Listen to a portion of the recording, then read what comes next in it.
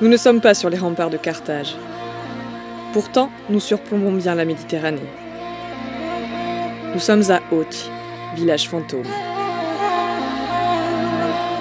Sa création remonterait au IXe siècle, à l'époque des invasions sarrasines.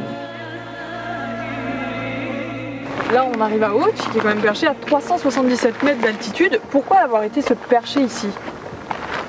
Alors, les populations évidemment viennent se réfugier sur les hauteurs pour des raisons évidentes de sécurité.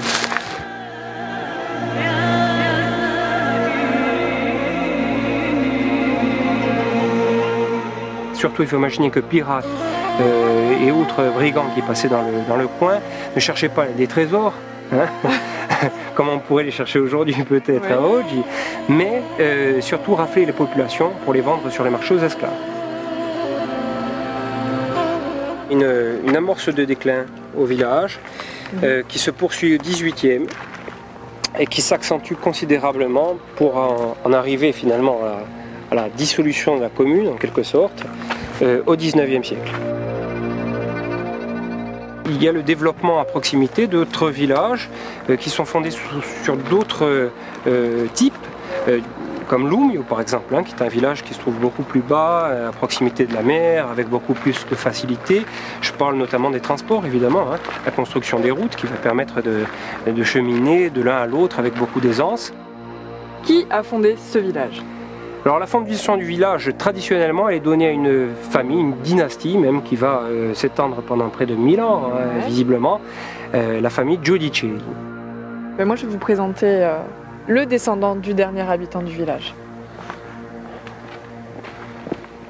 Bonjour. Bonjour. Bonjour monsieur. Olivier. Enchanté. Très heureux. Alors vous êtes le descendant, enfin un des descendants du dernier habitant d'Ochi. Fra Felice. Alors il habitait où? Eh bien, il habitait ici, cette maison qui est là. On va y aller si vous voulez. Oui, volontiers. Allez, venez là. Ça, c'est la maison de Fra Felice. Voilà les contours. Ici devant. Et avec la vue sur la mer. Fra Felice, c'était un ermite. Et est-ce que c'était un moine? Ou est-ce que c'est une légende, ça aussi? Une des nombreuses légendes d'Ochi. Tout partout, c'est écrit Fra Felice, mais vous dire que c'était un moine, moi je sais pas, je crois pas. Il a passé sa vie ici. Il a passé sa vie ici, entre autres, parce qu'il est allé ailleurs. Il est allé sur le continent, il est allé en Italie, il a voyagé beaucoup. Mais il a quitté en 1917 cette maison pour le mieux. Il faut savoir qu'il est mort le 22 novembre 1918, avec une précision 3 h du matin. Il a été enterré, à mon avis, je ne sais pas exactement, parce que, vous savez, les tombes ne duraient qu'une trentaine d'années, et après on recreusait, et la croix en bois, 30 ans, elle disparaît, et il était enterré à Lumio. Est-ce que Fra Felice avait un trésor?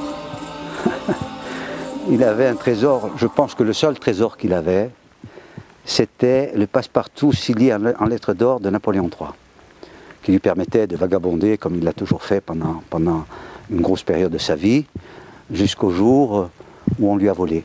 Il n'avait aucun trésor, et les dernières années de sa vie, il les a passées à Ochi, où il se nourrissait et il habitait avec le berger, le dernier berger, la famille de bergers qui s'appelait Pinelli.